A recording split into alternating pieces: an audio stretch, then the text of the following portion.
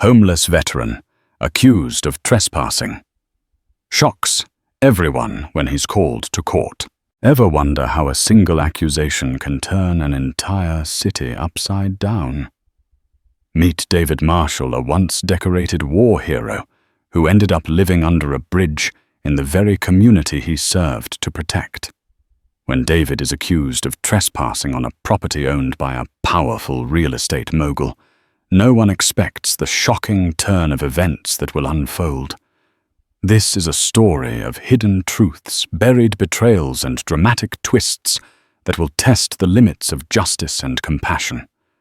Prepare to witness how a single court summons exposes the secrets of an entire town and changes countless lives forever. David Marshall had never imagined his life would unravel to this point. On a chilly November evening, he squatted beneath the old Willow Creek Bridge, wrapped in layers of mismatched clothes he'd collected from various charities. The drone of passing cars overhead felt strangely comforting, a constant reminder that the world was still moving, even if he sometimes felt frozen in place. Years ago, David had worn his country's uniform, proudly serving in the U.S. Army. He had been stationed in Afghanistan, where he'd earned commendations for bravery under fire. When he returned stateside, however, the transition to civilian life was far from seamless. An uneasy job market, lingering injuries, and a series of personal losses chipped away at his sense of stability. Before he knew it, the rocky road of post-discharge life had left him homeless. It had all started with a layoff at the steel factory that once promised a good pension and steady work. When the plant shut down, David found himself competing against thousands of other unemployed workers. Despite his discipline and skills, he couldn't land a stable position. His sister, who had been his pillar of support, died suddenly in a car crash, leaving him with no close family. And so piece by piece, the life he'd worked so hard to rebuild slipped through his fingers. Determined to maintain some dignity, David discovered the Willow Creek Bridge provided shelter from the harsh winter winds. It was barely enough to keep him alive, but he tried to make it feel like home, if such a term could even be applied to his circumstances. With resourceful ingenuity, he set up a small camp using discarded tarps and crates. A battered old sleeping bag donated by a church was his most prized possession. It kept him somewhat insulated on nights when temperatures dipped far below freezing. The local community in Glendale, an unassuming town an hour outside Chicago, knew there were homeless people around, but few paid close attention. David wasn't the only one sleeping rough, but he was among the most visible whenever he ventured to collect cans or ask for spare change. Occasionally, a local volunteer group would pass by with a food truck distributing soup and sandwiches to the homeless encampments. David was always first to thank them to show some semblance of gratitude. But Glendale was changing. In the past decade, new businesses and high-end residences had cropped up. The city's old charm was being replaced by sleek modernity, and behind that transformation was a well-known real estate magnate named Roger Kincaid. Kincaid's name was emblazoned on half the construction projects around town. Rumor had it that he had deep connections in both local and state politics.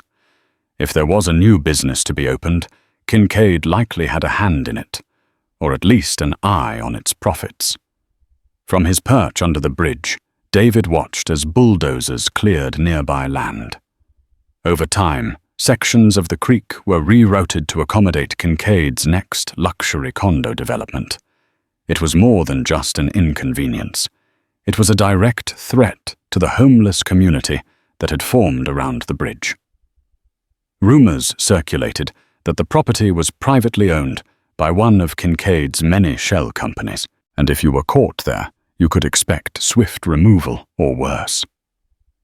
One evening, as David rummaged through a dumpster behind a local diner, two men approached him. Both wore well-tailored suits, completely out of place in the dimly lit alley. One was short and thick around the waist, sporting a gold watch that glinted under the street lamp. The other was tall and thin, with sharp, angular features that gave him a predatory look. "You're David Marshall, aren't you?" the tall man asked, raising his brow. He kept his voice dangerously calm.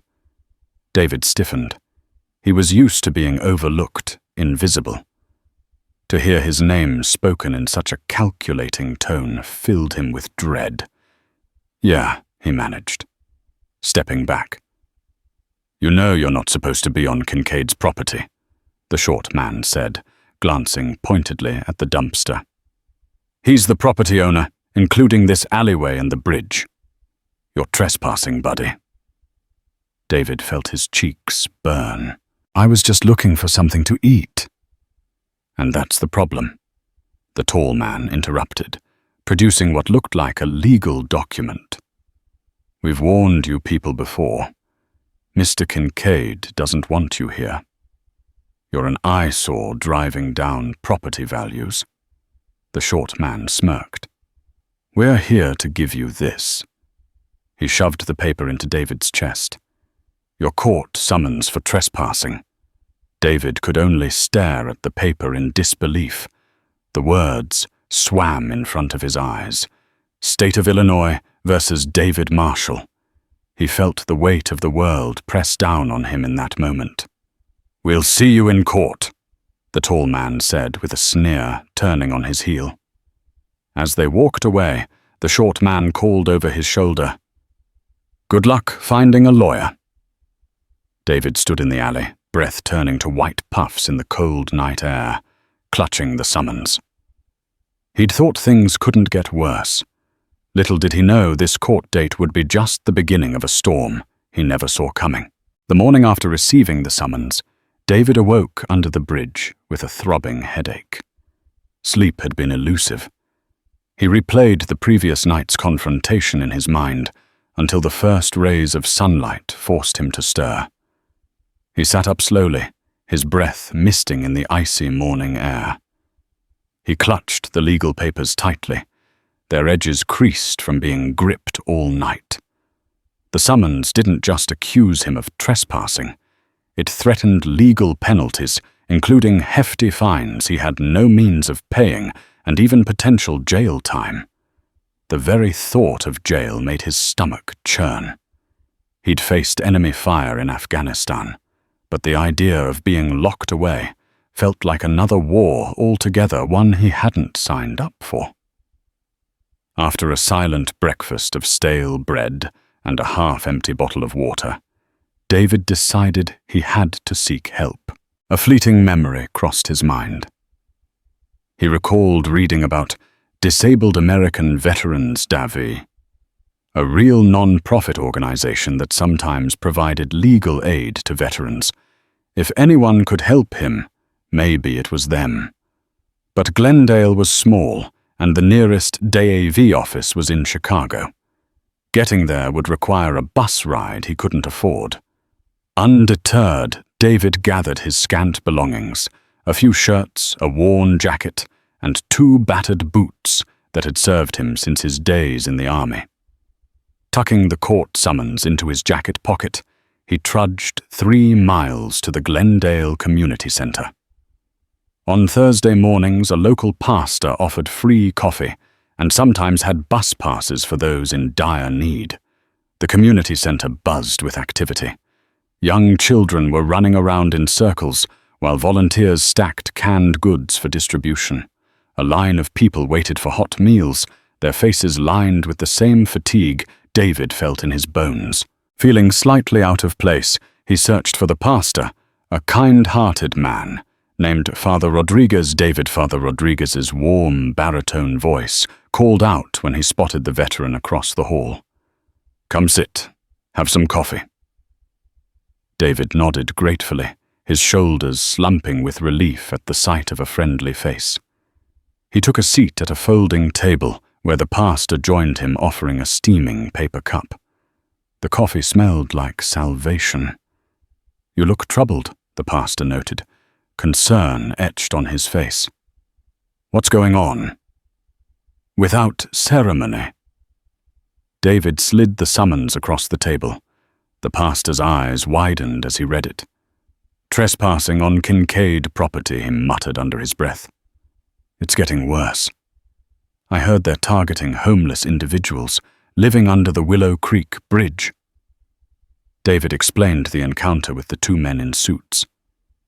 "I don't know what to do," he admitted, desperation leaking into his voice. "I'm a veteran. I served my country. Now I can't even find a place to sleep without being charged like a criminal."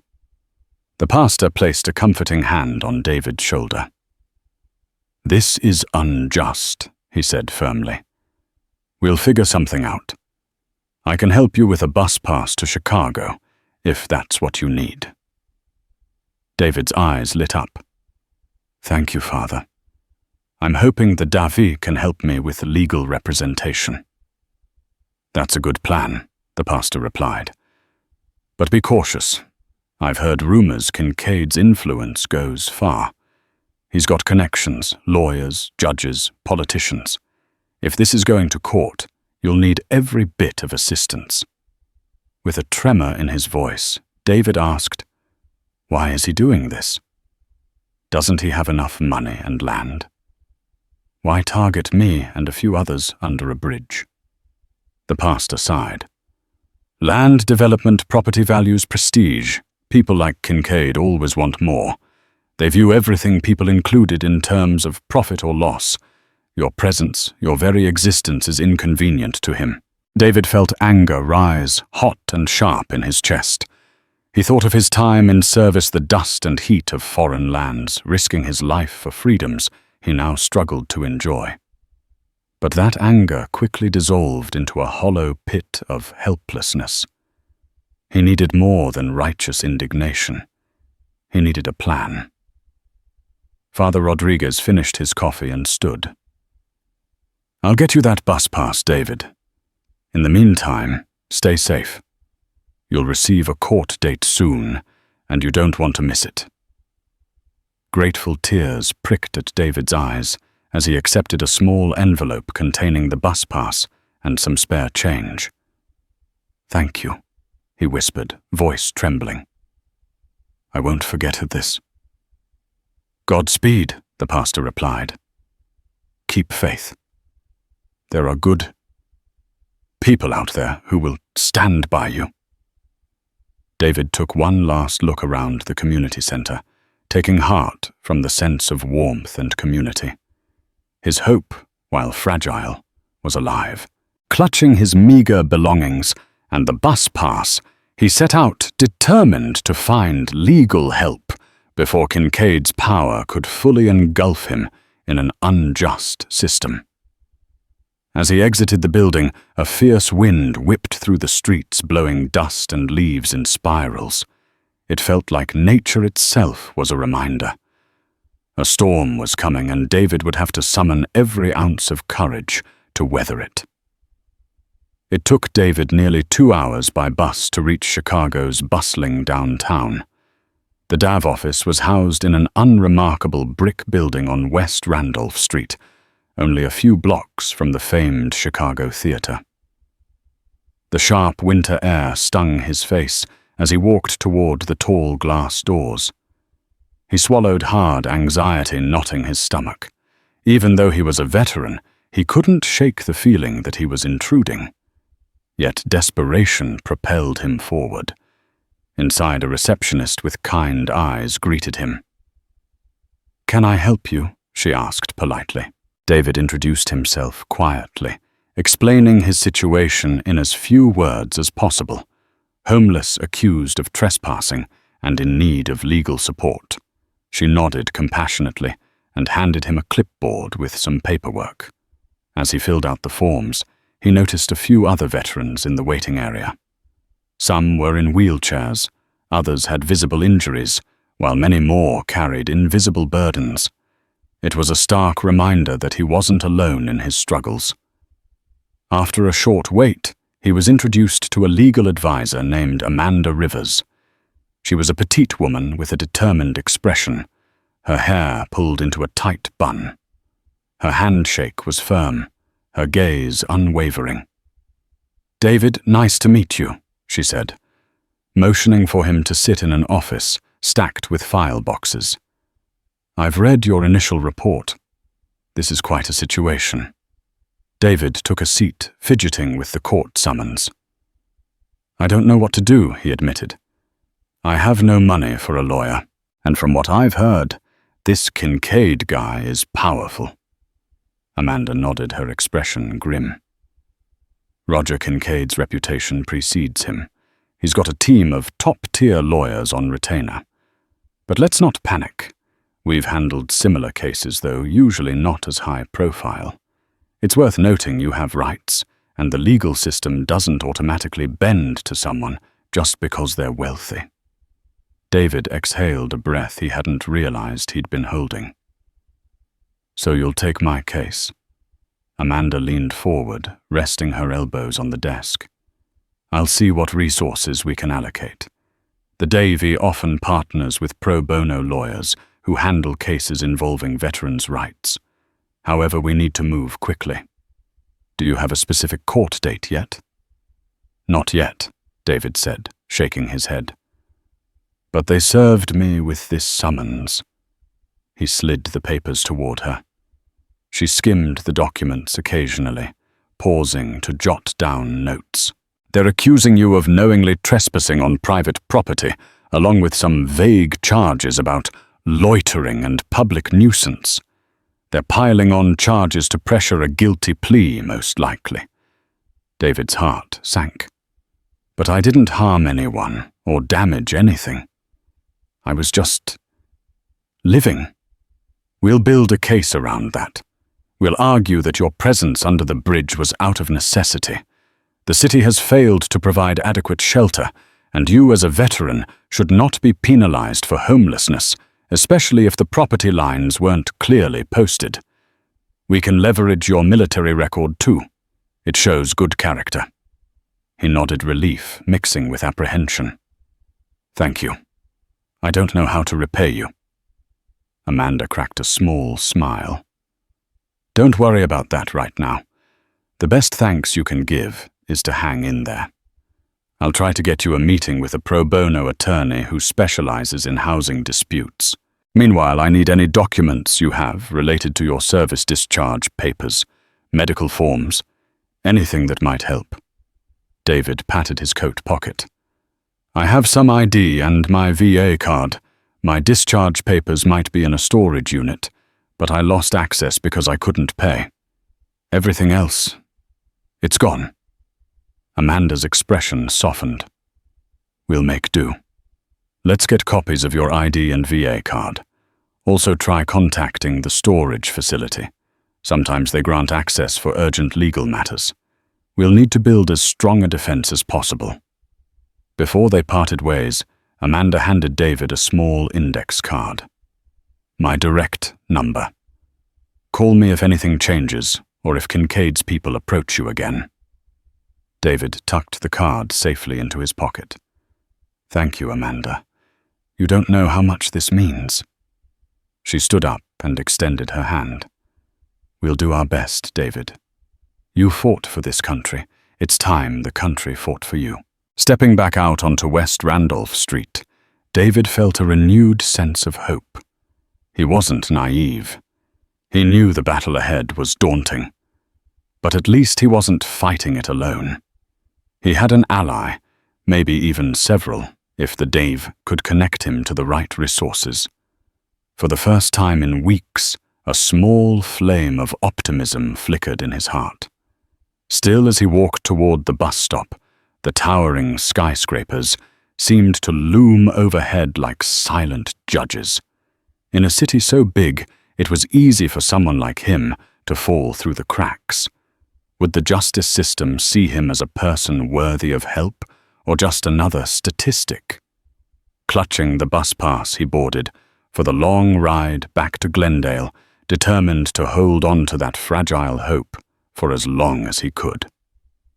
News of David's summons spread slowly, at first shared in hushed tones among the local homeless community, and whispered by volunteers at the community center. However, it wasn't long before a local reporter for the Glendale Gazette, a small but respected weekly paper, caught wind of the story. Her name was Sarah Meyer, a tenacious journalist known for her investigative pieces on local politics. She had heard rumors that Kincaid's development projects frequently led to forced evictions, albeit quietly. When she got a tip about a homeless veteran being charged with trespassing by none other than Roger Kincaid, her instincts told her there was a bigger story lurking beneath the surface. Sarah found David near the Glendale Community Center, lining up for a free meal. He hesitated when she introduced herself, worried her coverage might do more harm than good. But as she explained her intentions to shed light on how big developers misuse the law to target the vulnerable, David felt his reservations ease. "I don't want to be a spectacle," he admitted, standing off to the side so as not to disturb others in the meal line. "I just need justice." Sarah nodded, empathy shining in her eyes. Sometimes shining a light on injustice is the only way to fight it. "Let me tell your story. No spin, no hidden agenda." David hesitated, then sighed. "All right. Let's do it." They sat on a nearby bench, the cold wind biting at their faces as Sarah turned on her voice recorder. She asked David about his military service, how he became homeless, and the events leading up to the trespassing charge. He spoke candidly, though his voice trembled with both the chill and lingering vulnerability. She took notes, asked clarifying questions, and promised to vet any information about Kincaid. By the time they finished, David felt a mixture of relief and fear. He'd just handed over personal details of his life to a stranger in the hope that the community would rally to his side. It was a gamble. True to her word, Sarah got to work. The Glendale Gazette ran the story under a front-page headline the following week: "Homeless Veteran Charged with Trespassing by Local Tycoon." The article detailed David's service record and how he ended up under Willow Creek Bridge. It also posed hard questions about Kincaid's tactics, challenging whether legal might was being used to bully the defenseless. Reactions came swiftly. Readers wrote letters to the editor, some outraged that a veteran could be treated so callously. Others defended Kincaid, claiming property rights must be protected. The story sparked discussions on social media, where David's plight was shared hundreds of times. In an interesting turn, city officials began receiving phone calls from concerned citizens. The mayor's office was flooded with emails urging him to intervene. The Glendale Gazette's website saw a surge in traffic, and national outlets, like the Chicago Tribune, briefly mentioned the situation in their local roundup, citing the Gazette's reporting. Kincaid's team did not remain idle. Within days, Roger Kincaid himself appeared on a local radio show to address the issue. His voice was smooth and polished as he explained that he had sympathy for our veterans, but claimed safety and liability issues left him with no choice but to press charges for trespassing. Behind the scenes, Amanda Rivers at DAV was thrilled by the coverage. She knew that public sentiment could be a powerful lever in a case like David's. If enough people showed outrage, a judge might think twice before doling out a harsh sentence to a homeless veteran. The more attention the case received, the harder it would be for Kincaid to manipulate the system quietly. David, meanwhile, felt a sense of unease. Publicity brought support, yes, but it also magnified scrutiny. He found himself the reluctant figurehead of a larger struggle, the battle for homeless rights versus the interests of wealthy developers. Strangers approached him with words of encouragement, while others hurled insults or told him to get a job. He tried to focus on the supportive voices, but the backlash stung. One evening, as David settled under the bridge, He noticed new signs, warning trespassers about prosecution. Tension buzzed in the air. Other homeless folks eyed him warily. Some feared the newfound publicity would bring more police raids. The city had already cleared another camp near the old train tracks. Now it felt like only a matter of time before the bulldozers arrived at Willow Creek. In the midst of all this, David received a call from Amanda with surprising news. A seasoned pro bono lawyer named Mark Delaney had agreed to represent him. Delaney had built a reputation fighting for underdogs, from migrant workers to renters facing unlawful evictions. If anyone was willing to stand up to Kincaid's heavy-handed legal team, it was Mark Delaney. The next day, David met Delaney in a cramped back office at the Glendale Community Center. The lawyer was in his 50s, with silver-streaked hair and a quick, assured manner. "I've read the case file," Delaney said, skipping small talk. "I don't like bullies, and Kincaid sounds like a grade-A bully." David nodded, allowing a flicker of a smile. "Thank you for taking this on." Delaney's gaze hardened with resolve. "We're going to fight this, David, and we're going to make sure this never happens to another veteran or anyone else again." For the first time in a long while, David felt more than hope.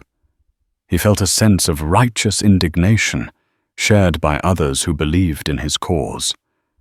Maybe, just maybe, the tide was turning. Maybe justice wasn't just a lofty notion, but something tangible and within reach. Days turned into a blur as David and his new legal team prepared for the upcoming court hearing. The Glendale Courthouse was a modest stone building that looked more like a repurposed library than a center of legal proceedings. Yet the tension it housed was very real.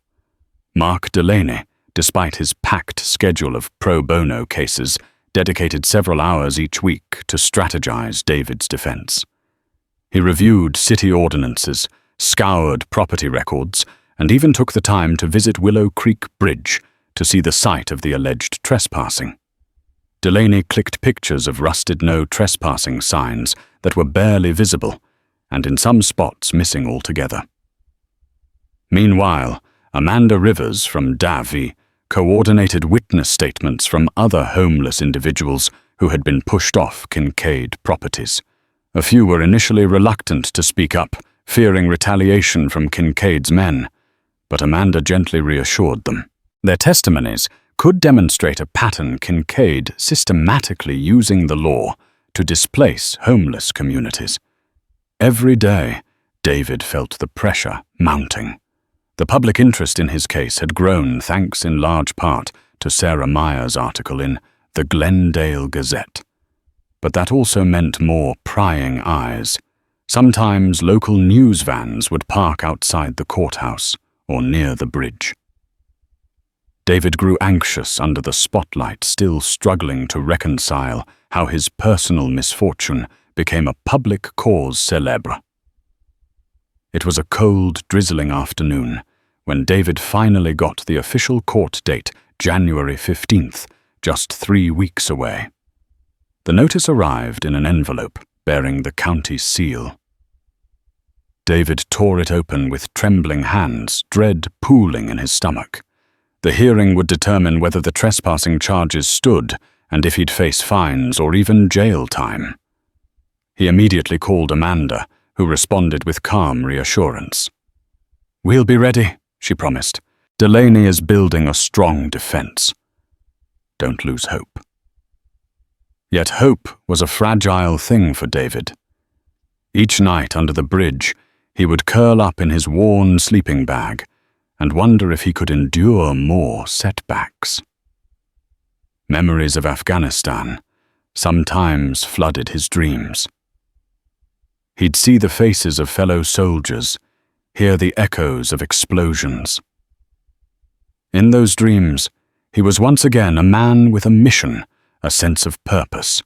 In the waking world, he felt more like a pawn in a game orchestrated by the powerful. The days leading up to the court date also brought a surprising surge of public support. A local church organized a small fundraiser to help David with living expenses during the trial. The Glendale Gazette started a petition urging the mayor to pass more compassionate legislation for the homeless. Even social media campaigns popped up, with hashtags like "Stand with David" trending in local circles. On the flip side, Kincaid's camp wasn't idle. Rumors spread that he had hired a private investigator to dig into David's past, hoping to find dirt that could discredit him. Some online trolls claimed David was faking his veteran status, or that he was dishonorably discharged. David tried not to read the comments, but sometimes they found their way to him, fueling his doubts. One evening as David was leaving the community center after meeting with Delaney, he spotted a hulking figure leaning against a sleek black SUV in the parking lot. The man wore a leather jacket and had a menacing aura that made David's skin prickle. As David walked by, the man gave a slow, mocking clap. "Court date's coming up," the man drawled. "Better be careful what you say in there." David's fists tightened. He recognized intimidation when he saw it, but he was determined not to be bullied. Without replying, he hurried toward the bus stop, heart pounding. He reported the incident to Delaney, who advised him to stay in public spaces and keep a phone charged at all times for emergencies. The next day, Sarah Meyer published an update homeless veterans court date, announced witnesses claim intimidation tactics by Kincaid's associates. While David appreciated that the truth was coming to light, the escalation made him uneasy.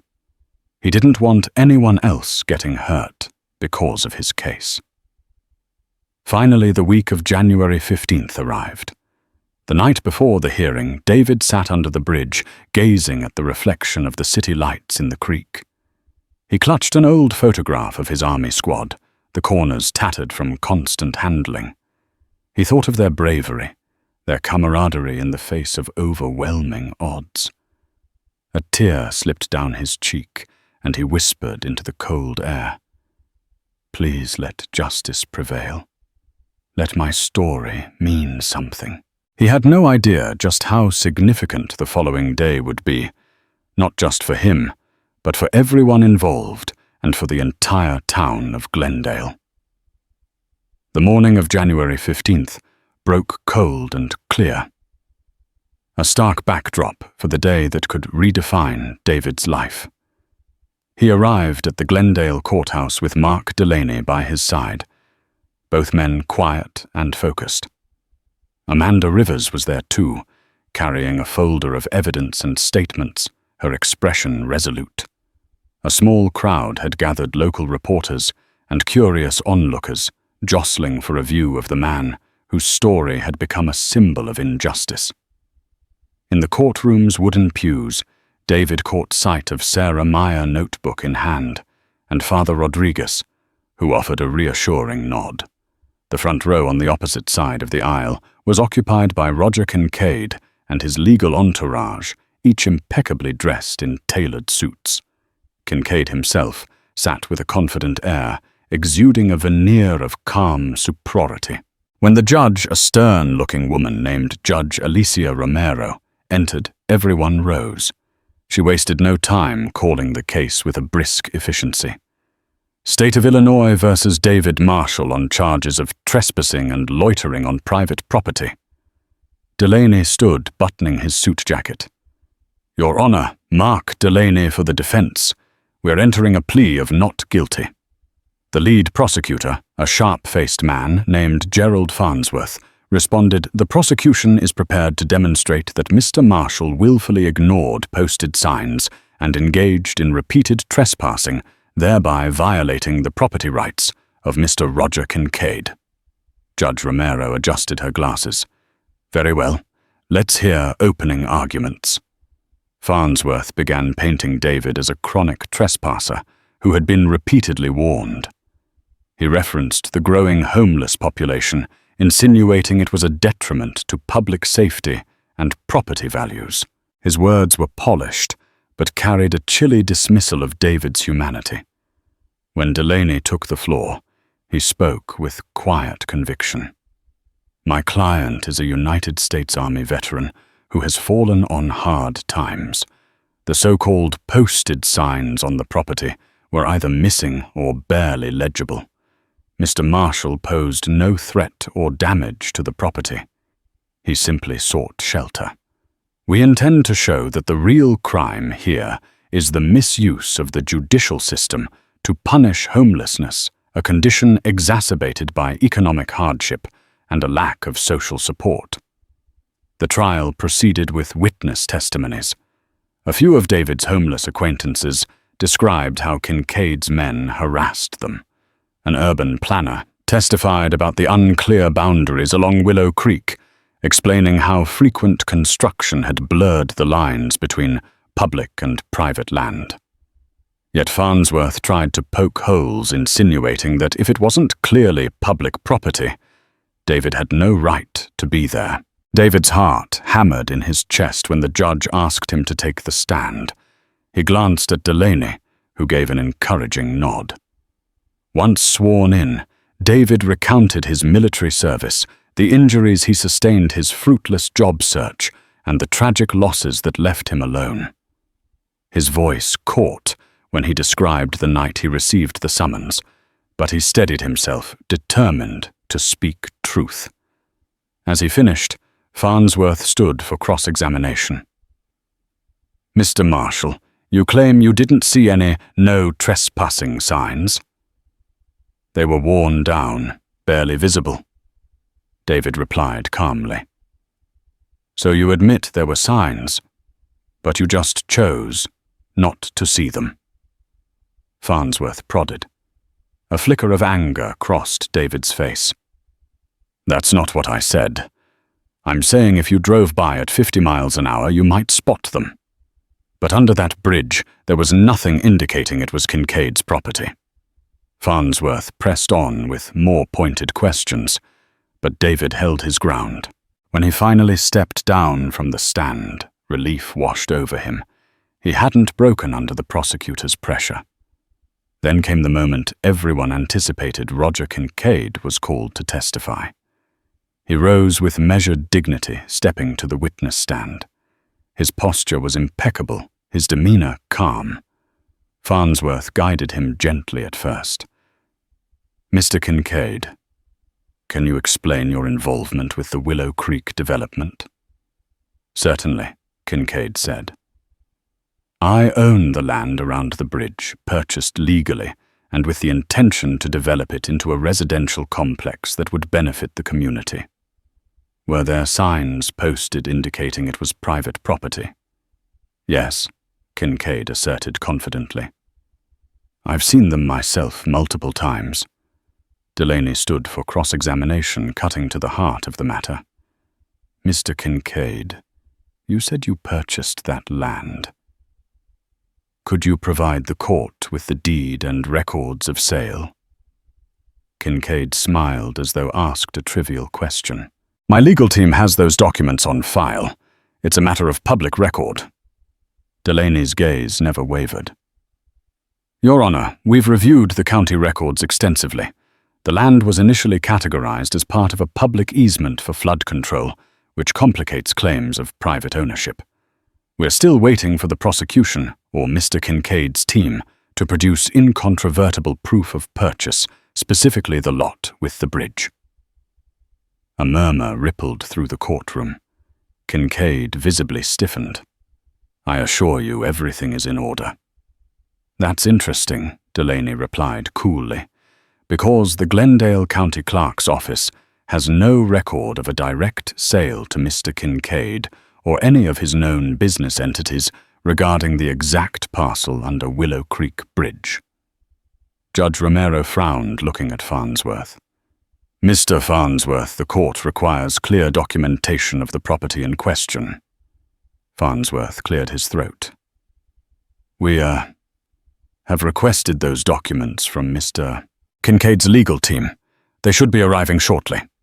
Delaney seized the moment, scanning the courtroom. Your Honor, without clear proof that this land is indeed private, let alone owned by Kincaid, the entire trespassing charge is questionable at best. Kincaid's face reddened. He gripped the edge of the witness stand. Don't be ridiculous. I've invested millions into that development. The judge banged her gavel lightly. Mr. Kincaid, please maintain composure. At that point, a hushed gasp came from the back of the courtroom. A paralegal from Delaney's team approached with a file. She handed it to Delaney, who raised an eyebrow as he skimmed the contents. What is it? Judge Romero asked, impatient. Delaney cleared his throat. Your Honor, it appears that part of the land Kincaid claims is his was never legally transferred. The original owners, an elderly couple who died with no children, had left the property to the city decades ago, specifically to be used as a public space, though no official records were updated to reflect that. In short, it's not Mr. Kincaid's land to develop. A stunned silence fell over the courtroom. Kincaid looked like he'd been struck. Farnsworth stammered, rifling through his papers. The tension was palpable. Judge Romero looked squarely at Kincaid. Can you provide any refutation to this new evidence? Kincaid sputtered. My lawyers. They assured me. This must be some administrative mix-up. Delaney continued, his tone sharp. It would seem, Mr. Kincaid, that you've been building on and policing property that might actually belong to the city, which means you had no right to file trespassing charges against anyone, let alone Mr. Marshall. The gallery erupted with whispers and gasps. David's mind reeled. He glanced at Amanda, who was grinning ear to ear, and at Sarah Meyer, who looked like she'd just witnessed the scoop of the century. Order Judge Romero demanded, banging her gavel again. She turned to Farnsworth. Given this development, the prosecution may wish to reconsider the trespassing charge. We will recess for an hour while both sides review the documents. As the courtroom emptied, David felt light-headed, as though gravity had momentarily released him. Had Kincaid been bluffing about his ownership? Or had he knowingly manipulated the system, thinking no one would bother to check the details? Either way, this new twist changed everything. In the hallway, Delaney placed a hand on David's shoulder. We've just uncovered a major flaw in their case. This could be the turning point. David could barely form the words. I thank you. I never knew. I never thought. Delaney nodded confidently. We're not done yet. But it looks like Kincaid's arrogance might be his undoing. When the court resumed after the brief recess, everyone sensed a shift in the atmosphere. Roger Kincaid's previously unshakable confidence had evaporated, replaced by a tense, defensive posture. His lawyers scrambled to buy time, attempting to dismiss the new documents as incomplete and misinterpreted. But Mark Delaney methodically tore through their claims, presenting city surveys from decades past, statements from neighbors who'd lived in Glendale all their lives, and an affidavit from the local historical society. All pointed to the same conclusion. The land under Willow Creek Bridge was at worst a disputed public easement. Kincaid's claim of full private ownership was shaky at best, and possibly fraudulent at worst. Judge Alicia Romero leaned back in her chair, hands folded sternly. I'm giving the prosecution and Mr. Kincaid's legal team until the end of the week to produce any legitimate deeds or sale documents. If none are forthcoming, I will be forced to dismiss these charges. Gerald Farnsworth. The prosecutor cleared his throat. Your Honor, we request additional time to thoroughly review. Request denied. Judge Romero replied sharply. You've had ample opportunity to provide these documents. This case has been ongoing for weeks. If Mr. Kincaid indeed owns the land, he should be able to prove it. Kincaid slumped, making no attempt to hide his frustration. The judge quickly scheduled a final hearing for Friday, giving the prosecution a mere 4 days to salvage their case. For David, walking out of the courtroom felt like emerging from a dark tunnel into sudden brightness. The possibility that the charges could be thrown out glimmered before him, a beacon of hope. But the revelations went beyond his personal case. They hinted at a much larger scandal. If Kincaid had built or planned developments on land he didn't properly own, the implications would ripple across Glendale. In the following days, the local media erupted with speculation. Sarah Meyer wrote a hard-hitting follow-up article in the Glendale Gazette titled "Cracks in Kincaid's Empire." She interviewed city officials who'd issued permits to Kincaid's companies. One official admitted off the record that Kincaid's attorneys often rushed permits through channels without proper oversight, a testament to the developer's strong political connections.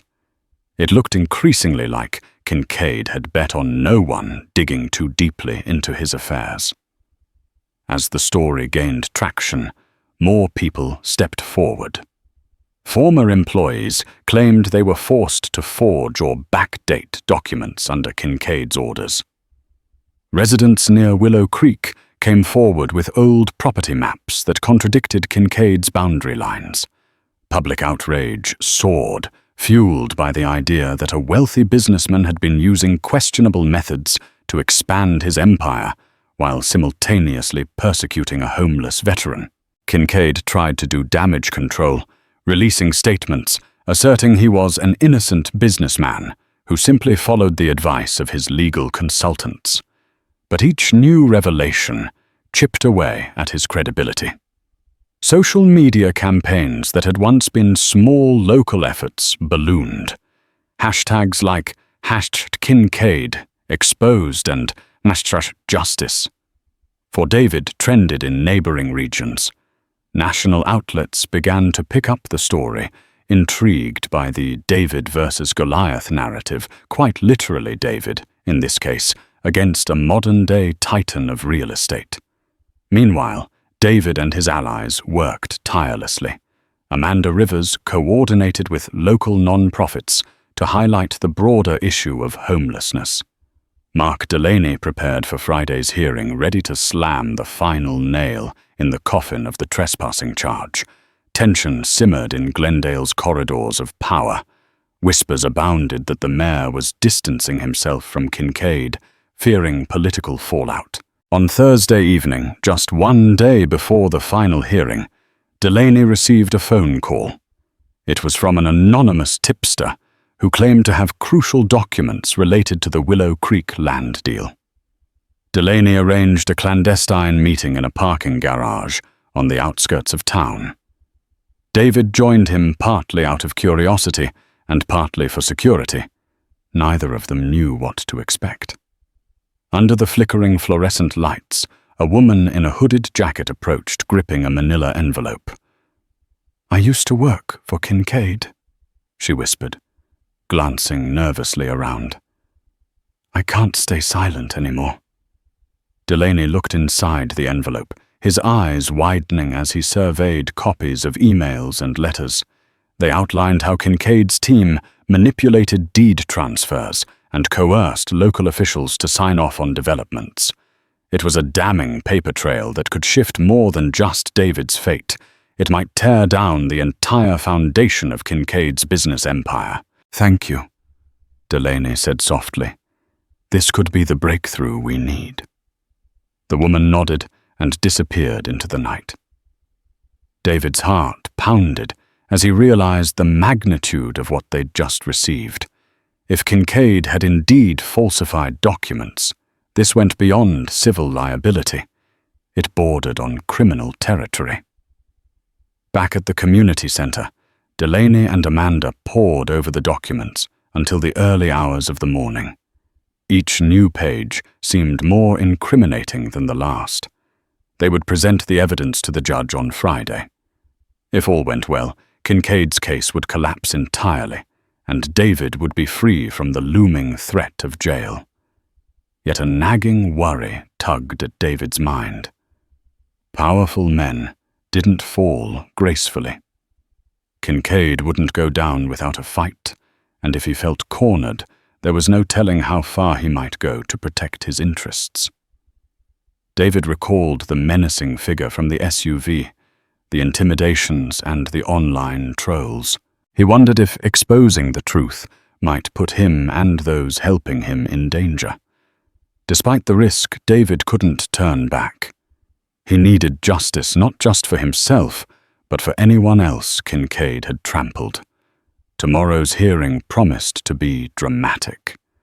As David tried to catch a few hours of sleep, he prayed this gamble would pay off. They had come too far, uncovered too many secrets. There was no choice but to see it through to the end. Friday morning dawned with a leaden sky reflecting the gravity of the day's proceedings. By the time David Delaney and Amanda arrived at the courthouse, they could barely move through the throng of reporters. Cameras flashed, microphones angled toward them, and anxious voices clamored for quotes. It seemed like all of Glendale and possibly half of Chicago had turned its gaze onto this pivotal hearing. Inside, the tension was palpable. Kincaid and his legal team occupied one side of the aisle, their faces grim.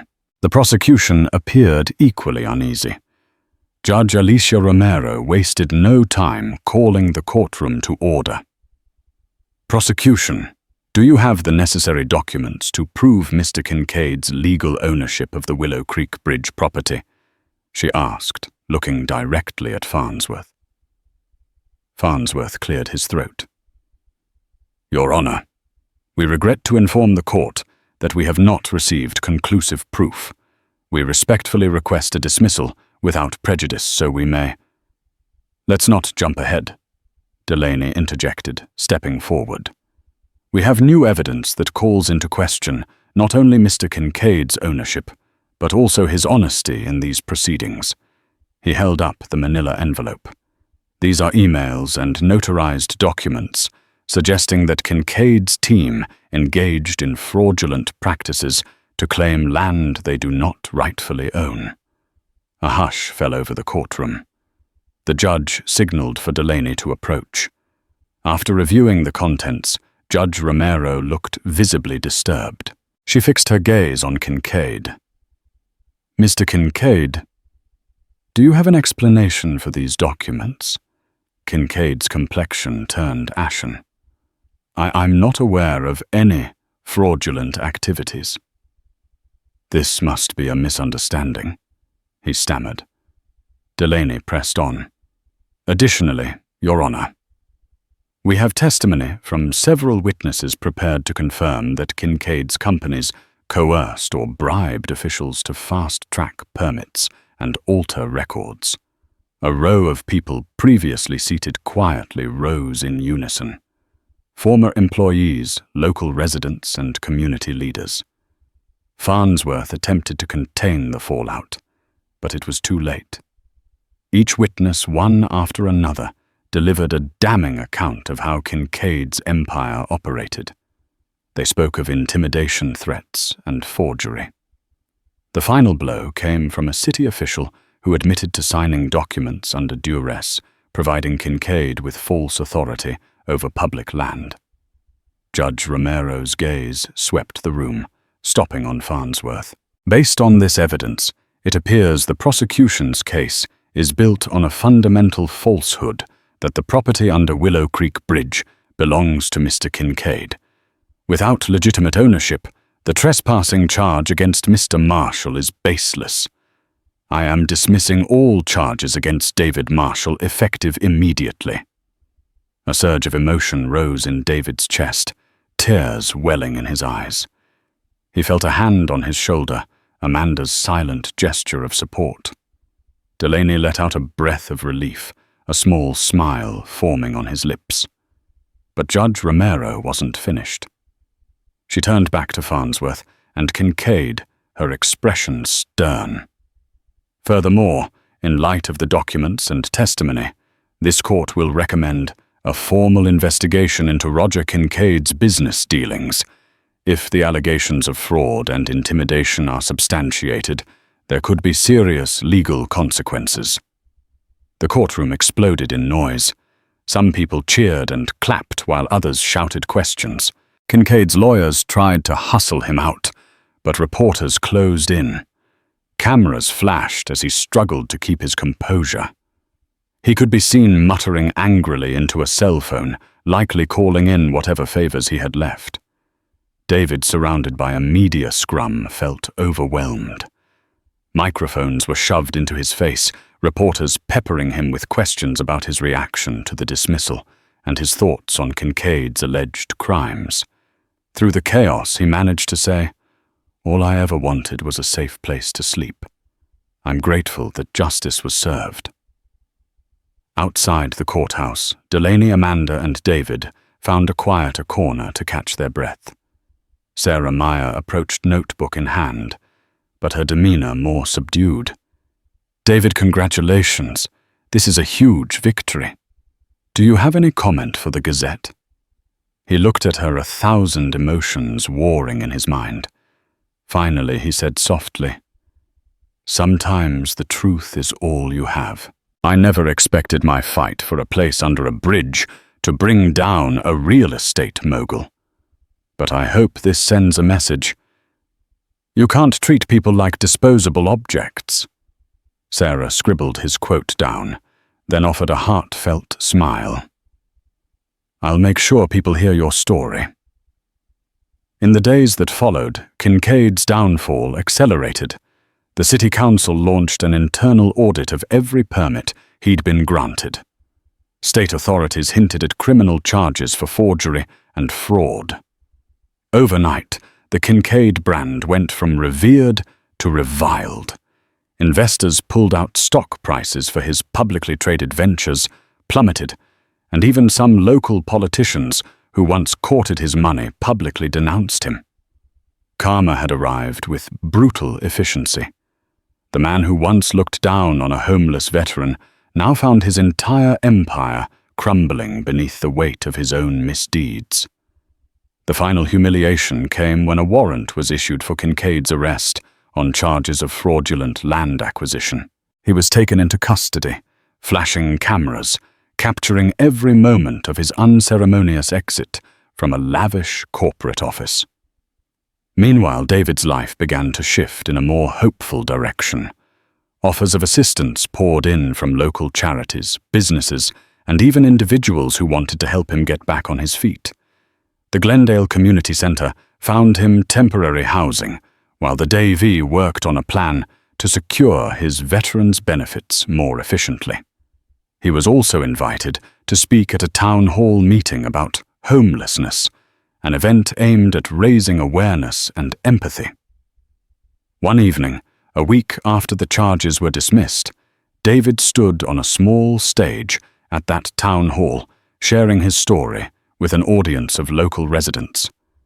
He spoke humbly, thanking everyone who had believed in him and urging the community not to ignore the homeless on their streets. "The next homeless person you pass," he said, voice trembling with emotion, "could be a veteran, your neighbor, or someone else who's fallen through the cracks. We're human, and we deserve compassion, not persecution." When he stepped down from the podium, the crowd gave him a standing ovation. In that applause, David heard something he'd thought he'd lost forever: acceptance, dignity, and the promise of a second chance. In the weeks after the courthouse revelations, Glendale underwent a profound reckoning. Kincaid's real estate empire, once considered untouchable, collapsed as authorities uncovered widespread fraud, forging of deeds, and strong-arming of officials. Under growing evidence and public scrutiny, he pleaded guilty to multiple charges and was taken into custody, karma coming full circle for the man who once bullied a homeless veteran. The community, meanwhile, rallied for lasting change. Public outrage turned into tangible action.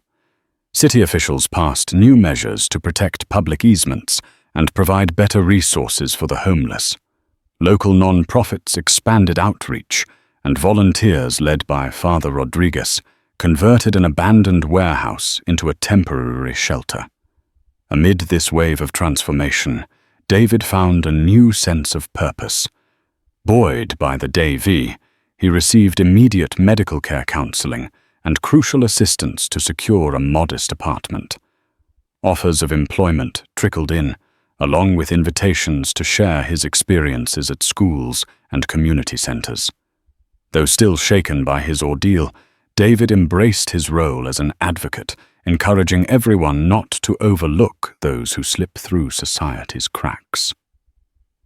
On a sunny day, he joined neighbors, activists, and city leaders at the reopened Willow Creek Park. The once desolate bridge where he had slept now stood as a symbol of renewal, a space for families and friends to gather, reminding everyone how close despair and hope can be.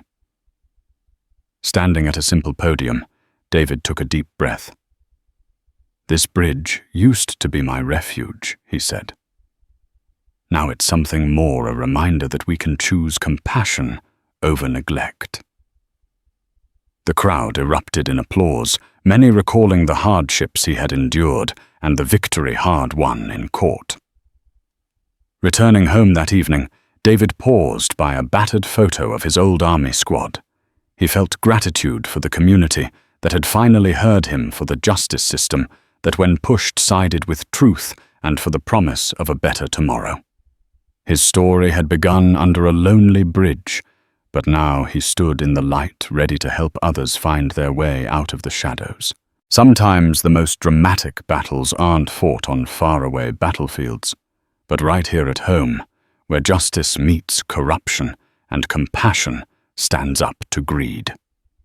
David Marshall's journey from a homeless veteran accused of trespassing to a symbol of hope and change proves that one person's courage can inspire an entire community. When powerful individuals abuse their influence, the truth eventually cracks their armor. And when everyday people speak up, real change takes root. Thank you so much for watching and listening to David's story. If his struggle resonates with you, please like, share, and subscribe to our channel. Your support helps spread the message that every voice matters, every life has value, and it only takes a spark of compassion to illuminate the darkest corners. Stay tuned for more stories that remind us of our shared humanity and the powerful impact of standing together.